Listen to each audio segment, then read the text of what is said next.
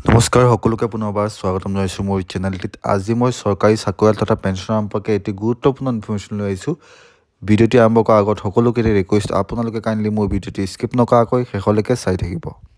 আপোনালোকে স্ক্ৰীনত এখন নটিফিকেশ্যন দেখা পাইছে আৰু এই নটিফিকেশ্যন মৰ্মে বহুদিনীয়া দাবী এটা পুনৰ উত্থাপন কৰা হৈছে যে আমি সকলোৱে জানো কৰোণা কালত 18 মাহৰ ডিএ হোল্ড কৰি ৰখা হৈছিলে আৰু সেই পৰিপ্ৰেক্ষিতত বহুতবাৰ চৰকাৰৰ ওচৰত চিঠি লিখা হৈছে যে আমাৰ 18 মাহৰ ডিএ দিয়া হ'ব নাই। তাক লৈ চৰকাৰে বাৰে বাৰে নচাত কৰিছে কৰ্মচাৰী পৰিষদৰ ৰিকুৱেষ্ট। এইবাৰ আপোনালোকে দেখা পাইছে ইয়াতে 4 ফেব্ৰুৱাৰী 2025 তাৰিখে আকৌ লিখা হৈছিল যে এই যি 18 মাহৰ ডিএ হোল্ড কৰি ৰখা হৈছিল, বৰ্তমান যেহেতু চৰকাৰৰ অৱস্থা ভাল, বৰ্তমান যেহেতু অৰ্থনৈতিক অৱস্থা ভাল, চ' এই 18 মাহৰ ডিএ যি হোল্ড কৰি ৰখা হৈছিলে তাক মুকলি কৰা দিয়া হ'ব নে নাই। আপোনালোকে দেখিছে ইয়াতে এনচাৰ দিয়া হৈছে যে minister of state in the ministry of finance Shri Pankaj Choudhury.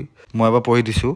The decision to freeze 3 installment of DNS allowance, DNS relief to central government employees, pensioners due from 1/1/2021/7/2020 and 1/1/2021 was taken in the context of COVID-19, which caused economic disruption as so to ease pressure on government finance. The adverse financial impact of pandemic in 2020 and the financing of welfare measures taken by the government had a fiscal spillover beyond financial year 2020-21. Therefore, areas of DIDR were not considered feasible. তো ইয়াতে কোৱা হৈছে যে যিহেতু corona হৈছিলে, পেণ্ডামিক হৈছিলে, মহামাৰী হৈছিলে, চৰকাৰৰ ফাইনেন্সিয়েল কণ্ডিশ্যনত ইম্পেক্ট হ'ব, চৰকাৰ অৰ্থনৈতিকভাৱে দুৰ্বল হৈ পৰিব, সেইকাৰণে 18 মাহৰ ডিএ বন্ধ কৰি ৰখা হৈছিলে। তথাপিও আশা কৰিছোঁ এতিয়াও চাগে চৰকাৰে এই সম্পৰ্কে চিন্তা কৰিব, চৰকাৰে 18 মাহৰ ডিএটো মুকলি কৰি দিব।